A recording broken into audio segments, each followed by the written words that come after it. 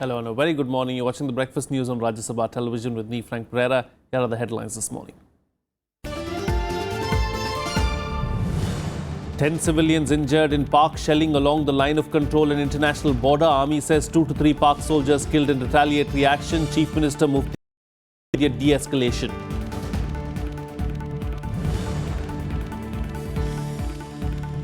India climbs just one spot in the World Bank list of ease of doing business. Report says no improvement in getting credits or permits, however, recognizes ongoing reforms efforts.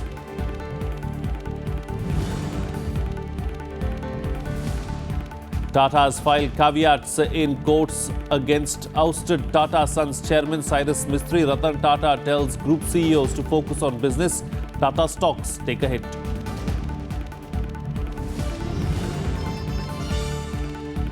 Centre may soon leave decision on no detention policy in schools on state's HRD ministry to soon take a call on compulsory class 10 CBSE exams.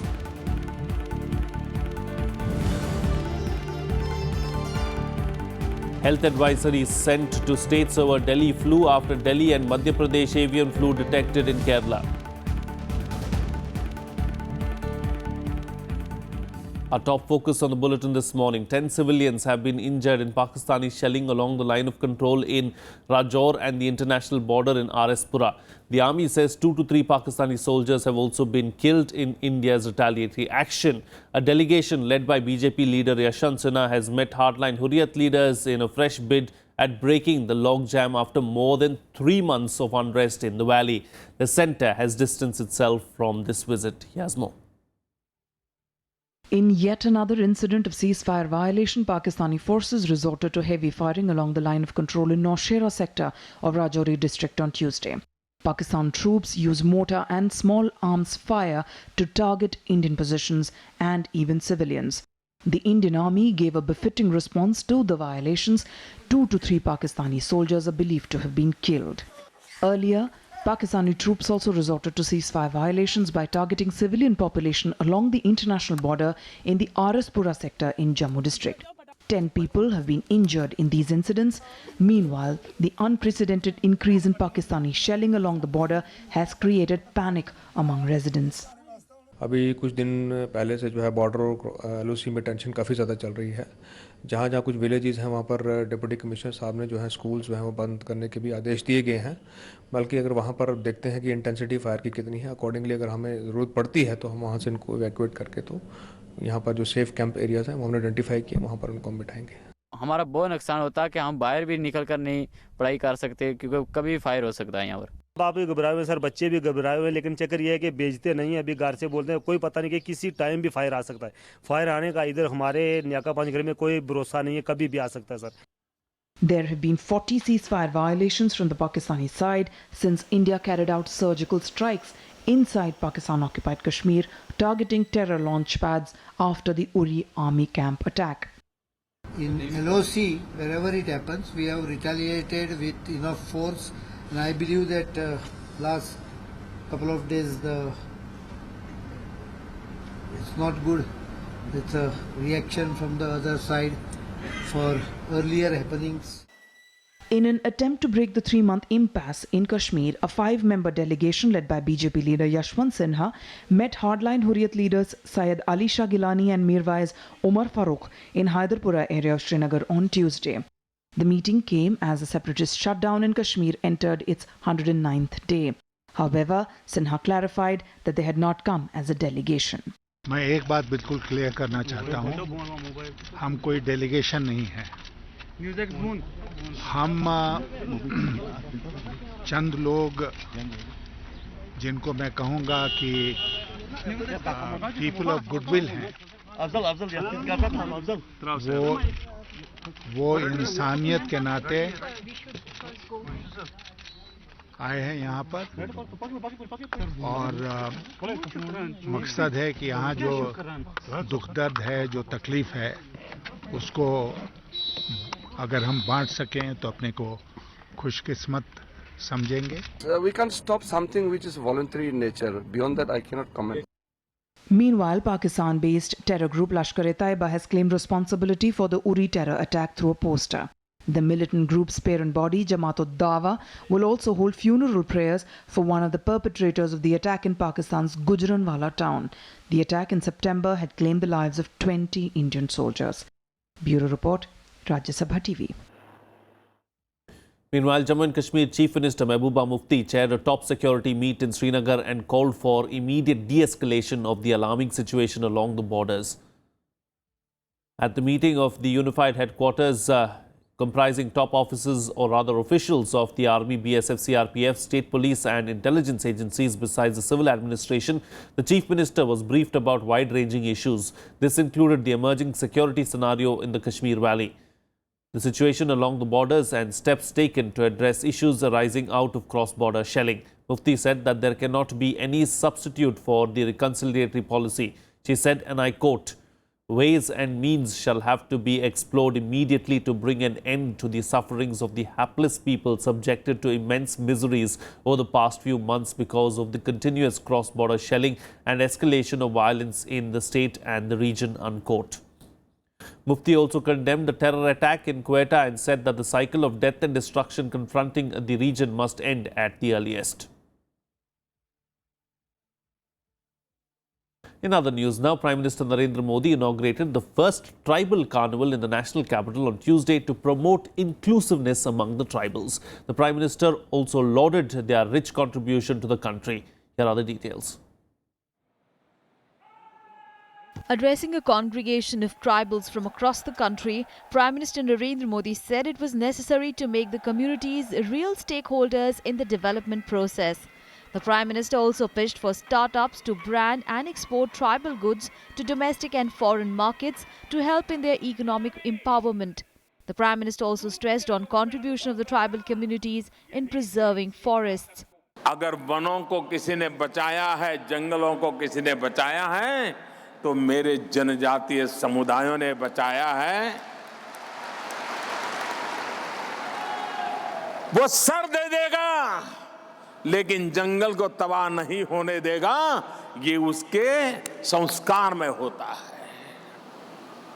और इसलिए हमें जंगलों की अगर रक्षा करनी है, तो जनजाति समुदायों से बड़ा हमारा कोई रक्षक नहीं हो सकता है। Prime Minister Modi said that exploitation of tribals cannot be allowed. He also called for stringent action against those who snatch away their land and rights. आदिवासियों की जमीन छीनने का इस देश में किसी को अधिकार नहीं होना चाहिए, किसी को अवसर नहीं होना चाहिए, ये हमारी प्रतिबद्धता है।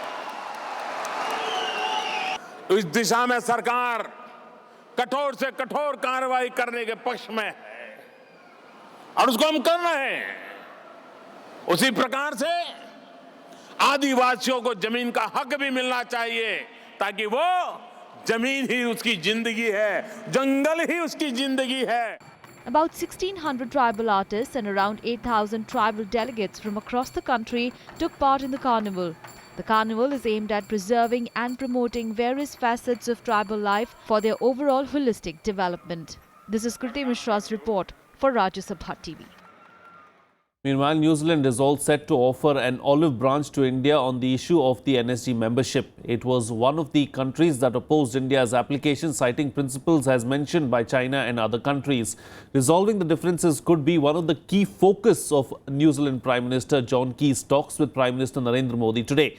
The New Zealand Prime Minister arrived in Delhi for his state visit on Tuesday. New Zealand Prime Minister John Key reached Delhi on Tuesday evening. India's bid for the membership to the Nuclear Suppliers Group will be a key item on the agenda. Considering this is an important issue, New Zealand is a member of the 48-member grouping, and the NSG issue was also raised with our other partners as well. I would imagine that it would be raised. New Zealand has been demanding that India should sign the free trade agreement that could help stabilize its economy by export of goods and services to India. New Zealand is interested in exporting its agricultural products to India. India, on the other hand, has expressed interest in the expertise in technology, including the aviation industry. To India, political convergence on issues like NSG is more important than mere trade. It will be interesting to see that whether in the meeting of both the Prime Minister, any give and take takes place, given the fact that New Zealand was seen with Pakistan during the last NSG meeting. Akhilesh Suman for Rajya Sabha Television with camera person Chetan in Delhi. Well, according to the World Bank, India is ranked 130 out of 190 countries in its annual report on the ease of doing business. According to the latest report, India's place has moved up only one rank from the last year's ranking of 131. While the government aims to bring the country in the top 50, according to the report, there has been no improvement in dealing with construction permits and getting credit. However, the report has recognized the country's ongoing reforms and set aside a special section to list the developments. While New Zealand tops the list, Pakistan is ranked at number 144.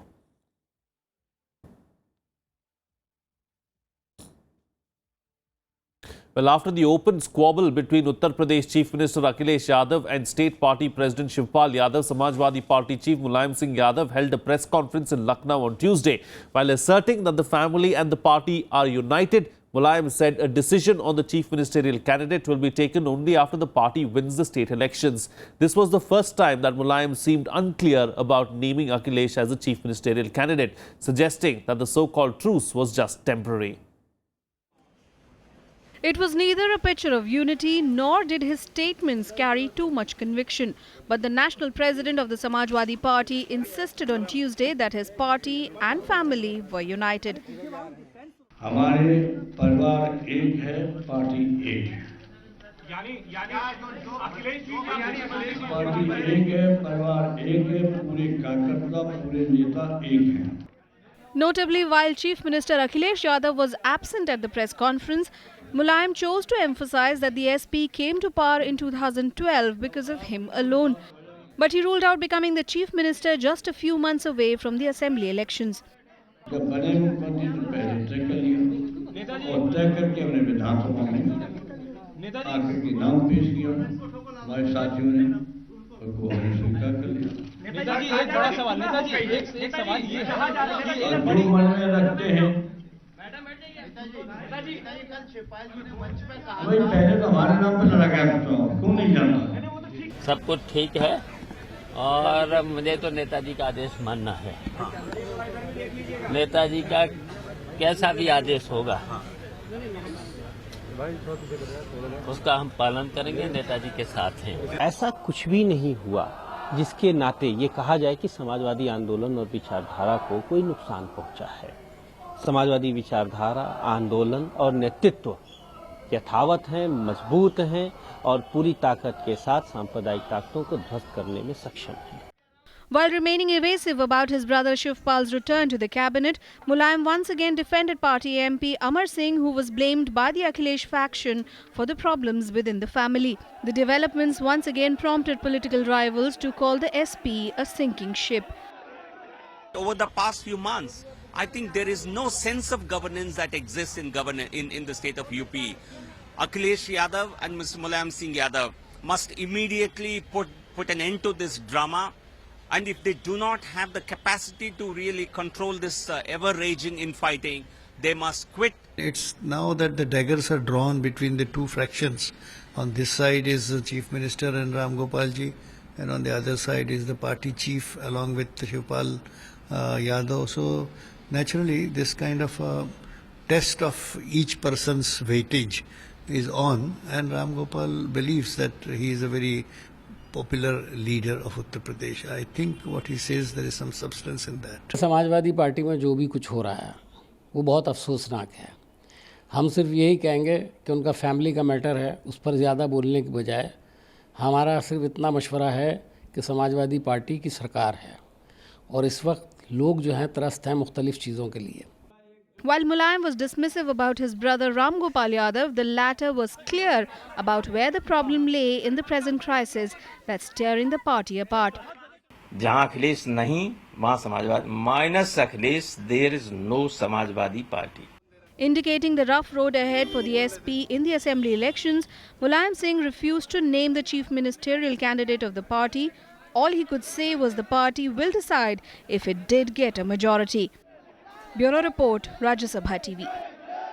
Well, it's time for a short break now, but news and updates will continue on the other side. Stay tuned, we'll be right back.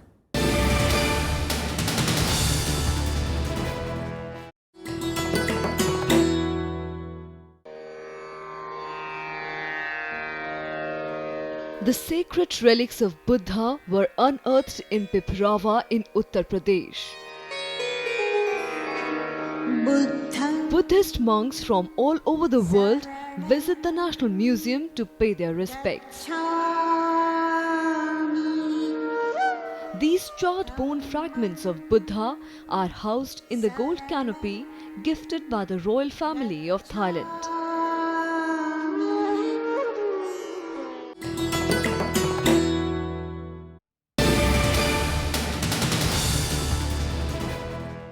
Welcome back. You're watching Rajya Sabha television. Well, the Central Advisory Board of Education on Tuesday decided that no child will be failed till class 5.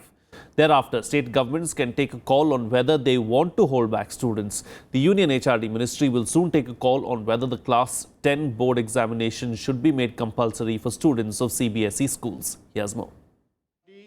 At the 64th meeting of the Central Advisory Board of Education on Tuesday, chaired by HRD Minister Prakash Javadekar, most of the states complained of deteriorating learning outcomes because of the no detention policy. States have been objecting to the policy as students up to class 8 are automatically promoted to the next class without being held back, even if they do not get a passing grade in their examinations. पहली, दूसरी, तीसरी, चौथी हर वर्ष में क्या-क्या छात्र को आना चाहिए, ये लर्निंग आउटकम्स हम डिफाइन करेंगे, आज तक नहीं थे, और ये लर्निंग आउटकम्स डिफाइन करके हम राइट टू एजुकेशन, शिक्षा के मौलिक अधिकार के नियमों में डालेंगे। शिक्षा के मौलिक अधिकार में 5वीं और 8वीं की परीक्षा रखने के लिए, यानी शुरू करने के लिए आवश्यक कानूनी सुधार किया जाए, अमेंडमेंट की जाए, और उस संशोधन से ये अधिकार करना या नहीं करना, इसका अधिकार राज्यों को दिया जाए। Earlier, subcommittees constituted by CABE had also recommended that the no detention provision should be reviewed. The ministry will also soon take a call on class 10th board examination. It is in favor of making class 10 board exams compulsory for students of CBSE schools from the next session, as many state boards are already conducting these exams. The decision regarding the compulsory CBSE Class 10 board examination was scrapped in 2010 in order to reduce pressure on students. See, 10th board examination is already conducted by all state education boards. All states have, no, CBSE is under HRD. So that decision we will take, not the SCAB. So we will also soon give you information about that. Another key decision taken was to define learning outcomes and make them part of the right to education rules. Also, accountability of all stakeholders, including teachers, for improving learning outcomes was another key decision taken. The CABE also decided to form a subcommittee under the chairmanship of Telangana Education Minister Kadiyam Srihari for the promotion of the Beti Bachao, Beti Padhao scheme in the country. प्रधानमंत्री का कार्यक्रम बेटी बचाओ बेटी पढ़ाओ, इसको बढ़ावा देने के लिए एक sub committee Telangana के उप मुख्यमंत्री जो शिक्षा मंत्री भी है कादियाम श्रीहरि, उनके नेतृत्व में एक सब कमेटी बनाने का तय हुआ है। Apart from the Union HRD Minister Prakash Javadekar, education ministers from 21 states and union territories were present at Tuesday's crucial meeting. Bureau Report, Rajya Sabha TV. Moving on, now the Tata Group Cyrus Mistry boardroom battle has entered the courtroom, with the Tatas filing caveats to prevent the ousted Tata Sons chairman from getting an ex parte order against his sacking. Caveats are filed by a party to make sure that they are heard before a court decides on any petition related to that matter. Meanwhile, reports claim that Mistry also filed caveats with the company law tribunal. Here's a report. A day after sacking Cyrus Mistry as its chairman, the Tata Group filed multiple caveats in courts and other forums to prevent Mistry from getting ex parte order against his sacking. Trying to allay fears of protracted legal battles, interim chairperson Ratan Tata also asked group companies to focus on their businesses and not get distracted by the change in leadership. He told managing directors and senior leaders of Tata companies to focus on their market position vis-à-vis competition and not compare themselves to their own past. He further stressed that the drive must be on leadership rather than to follow. Tata said he assumed the role of interim chairperson for stability and continuity so that there is no vacuum.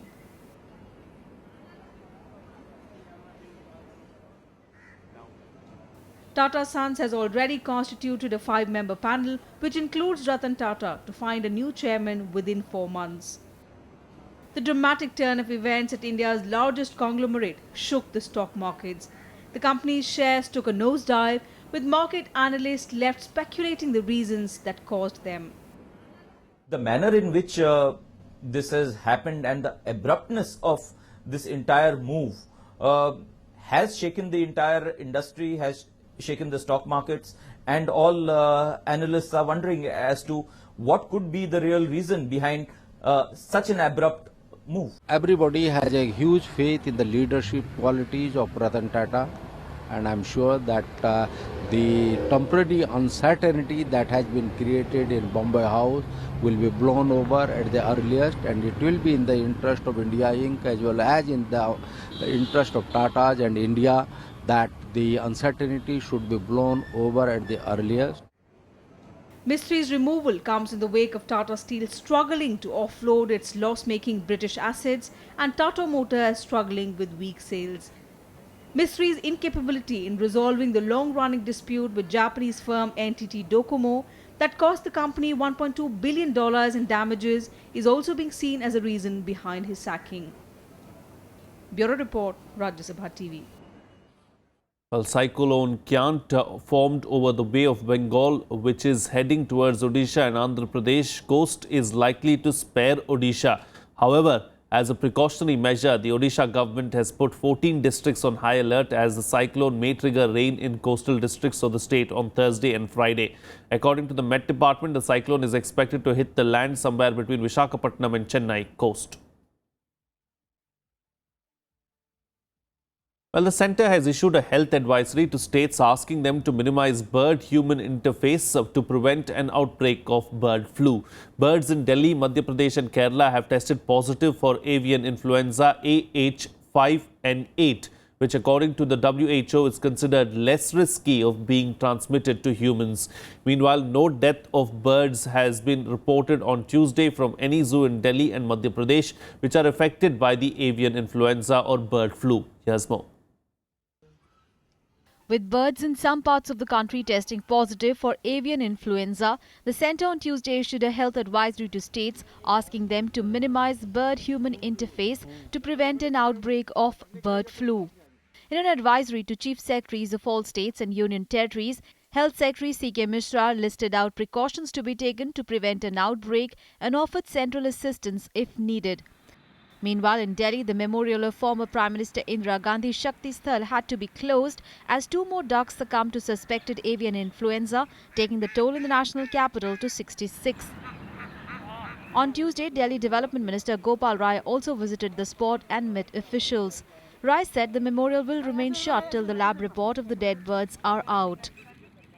देखिए under control है, लेकिन जगह जगह अभी precautionary हमने ली है, क्योंकि अभी जहां जहां मौत हुई है तीनों जो चिड़ियाघर, डियर पार्क और शक्ति स्थल, वो तीनों सेंट्रल गवर्नमेंट में आते हैं. इसलिए अभी हम रिक्वेस्ट करने आए थे कि उनको भी थोड़ा एक एडवाइजरी चली जाए यहाँ से भी, सेंटर से भी, जिससे कि थोड़ी एक्टिवनेस और बढ़ जाए. और पूरे दिल्ली में इस पे कर रहे हैं हम लोग, तो हमें उम्मीद है कि जल्दी ये नियंत्रित होगा. The committee constituted by the centre to monitor the avian flu situation on Tuesday said no death of birds have been reported from Delhi or Gwalior zoos in the last 24 hours. It said the zoos remain closed for the safety of visitors and control of the disease. Now the virus has been found in ducks in coastal Alappuzha district in Kerala as well. The outbreak of the virus in ducks has been confirmed after tests. It is suspected that the migratory birds which came from Siberia via Pakistan and Delhi might have brought the virus to coastal Kerala. Bureau Report, Rajya Sabha TV. Well, it's time for a short break now, but news and updates will continue on the other side. Stay tuned, we'll be right back.